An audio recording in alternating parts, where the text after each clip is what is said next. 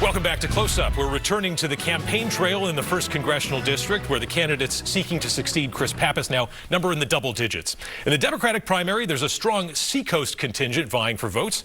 We welcome back one of those contenders this morning, Carleigh Beriont of Hampton. Thanks for coming in, Carleigh. Thank you, Adam. So we're about to turn the corner into 2026. The latest polling trend lines in your primary don't offer a ton of hope yet for candidates not named Shaheen. 6 months ago when you were here, we asked you, how do you stand out? I think the question now is, how do you break out of this emerging dynamic in which Stephanie Shaheen holds a small plurality and then the rest of the field keeps chopping up the alternative vote? Yeah, that's a great question. I think one of the things that I will continue doing is what we've been doing, which is going around the district and listening. So far this last 6 months, I think I've put 9,000 miles on my car. We have gone to 40 different towns, and we've listened to people in driveways, in libraries, in coffee shops. And I've just asked everybody what they wish that Washington understood better about their lives. And people have a lot to say. They're frustrated with the tone of our politics. They're frustrated that things don't ever seem to get better.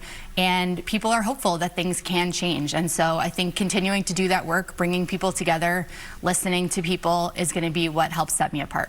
There's a lot of time left on the calendar before next September, but I do want to revisit a decision we talked about before. You're swearing off social media. In terms of grabbing attention, this is one of the avenues that people can use these days to really pop in a given race. You said last time right here, quote, "I'm confident that people will find me and I will find them," but are you finding enough of them, and are you sort of tying one hand behind your back here with this principled stand? Yeah, I think it's definitely a risk. I appreciate that, and I think that it's paying off in the number of people, parents, millennials, who say, thank you. Thank you for giving me a reason not to have to scroll on my phone all day. Thank you for giving me an opportunity to actually lead in my community and to make a difference and to feel like I'm making real connections with real people.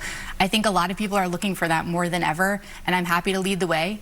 I think we need leaders who are able to take principled stances, to do things that are courageous and different, and I'm happy to be the one to do that in this race. Clearly, you distrust the intentions of big tech. So I'm curious, in Congress, what would you do to shape the future of artificial intelligence? I love that question. Thank you.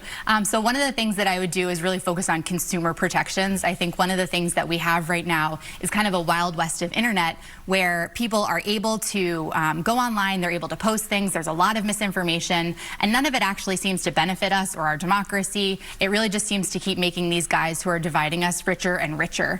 And one of the things that I would do is I would actually hold them to account. So we have Congress occasionally pull these people in for hearings, and they do it to make viral videos, and they put them online and they fundraise off of them, but they don't actually enact regulations that make kids safer. And so that's something that I would prioritize in Washington. So what in particular, though, what can be done that wouldn't run afoul of the First Amendment? Yeah, so one of the things that we could do that wouldn't run afoul of the First Amendment is really challenge the monopolies that some of these companies hold over our media consumption. I don't think that we should be getting our information from the same people who are producing it and who are benefiting from it. And so I think breaking up big tech is really the way to go with this.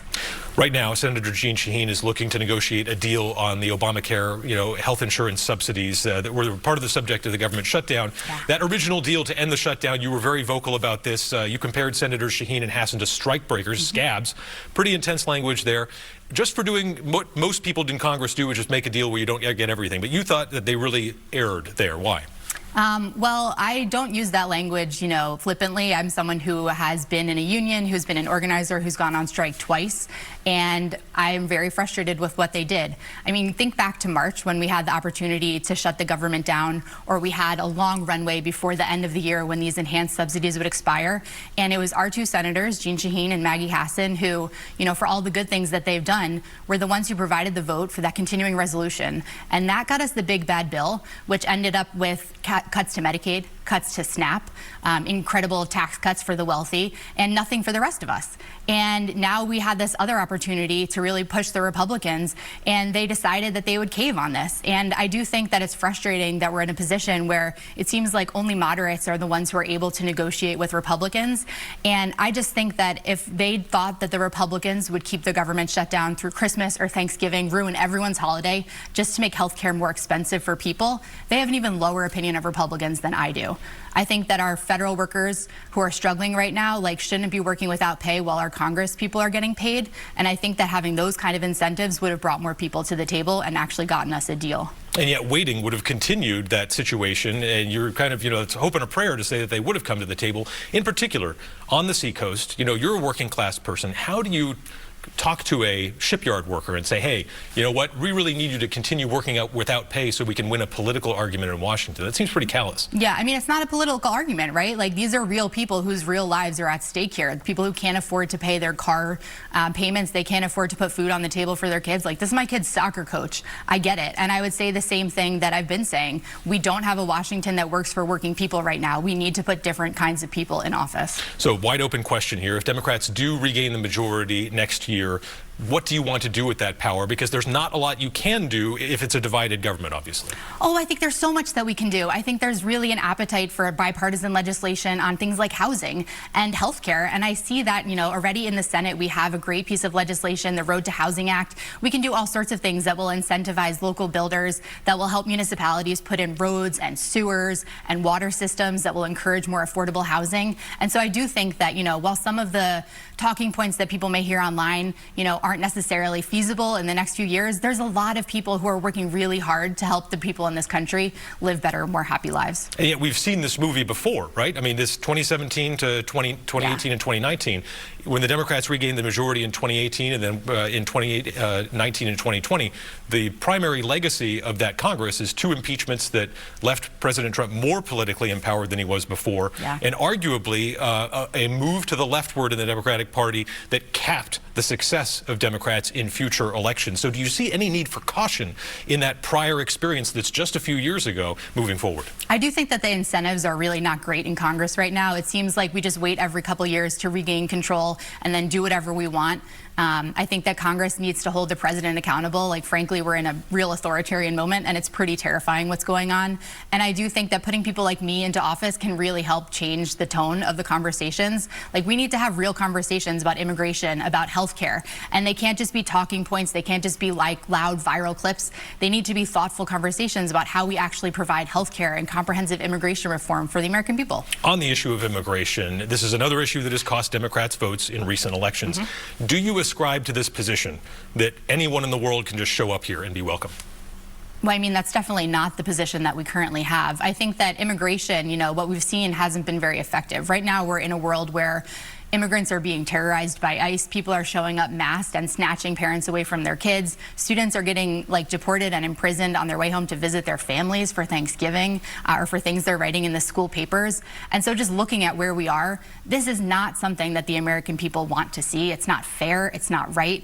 And so I do think we need to have a conversation about what does immigration look like? What do borders look like in the 21st century, right? How do people come here? Because right now there seems to be this understanding that people can just show up and get, you know, free healthcare and housing and money, and that's just not true. Like, the way that you can come to the United States isn't just by knocking on the door. It's by, you know, being someone who either works for a company that will help pay for your visa because you're a skilled worker, or someone who already has family in the United States. And, you know, bringing people here who have fled political uprisings or who are scared for their lives or who have dealt with natural disasters, like the people who had temporary protected status and were building lives for themselves, and then pulling the rug out from under them is totally wrong. What about Afghan refugees, though? Obviously, right now the discussion is around re-vetting some of these people that came since 2021. Do you think that's something that should be done? And if people are discovered to have been radicalized in some way, yet have not committed crimes, should they have to leave the country? I don't think that if you have not committed a crime, you should have to leave the country. Absolutely not. I mean, what happened with those National Guard personnel in Washington, D.C. is absolutely horrific. But I don't think we can use this as a justification or an excuse for further consolidation of power under Donald Trump. ICE. I do want to ask you, are you an abolish ICE type candidate, or do you see a role for them in the future? I mean, immigration and customs enforcement was created after September 11th, and I do think that there is a role for immigration and customs enforcement in the United States. But the way that we're seeing this operate right now is absolutely unacceptable. It's outrageous what they're doing. They're literally terrorizing families in our communities. So your position would be reform rather than abolish? Yeah, I do think there's a role for immigration and customs enforcement in the United States. Do you believe the airstrikes being conducted in the Caribbean are justified? Obviously, the administration says these are drug runners. Explain why. Oh my God, it's horrifying. Like, people are literally out there, you know, fishing, or even if they are drug running, but they're being blown up by the United States military without a trial, without due process, without evidence. It's complete lawlessness. Like, I want to live in a nation of laws where people are treated fairly, they're treated with dignity and respect.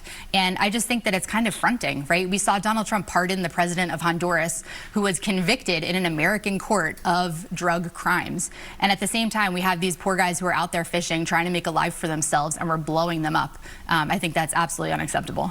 All right, Carleigh Beriont, we've hit our time. Thanks for joining us on Close Up. We appreciate you being here, and we'll see you out there on the campaign trail. Thanks, Adam. Okay, and we'll be right back with Governor Carleigh Beriont talking about the issues at the top of her agenda in 2026. Stay with us.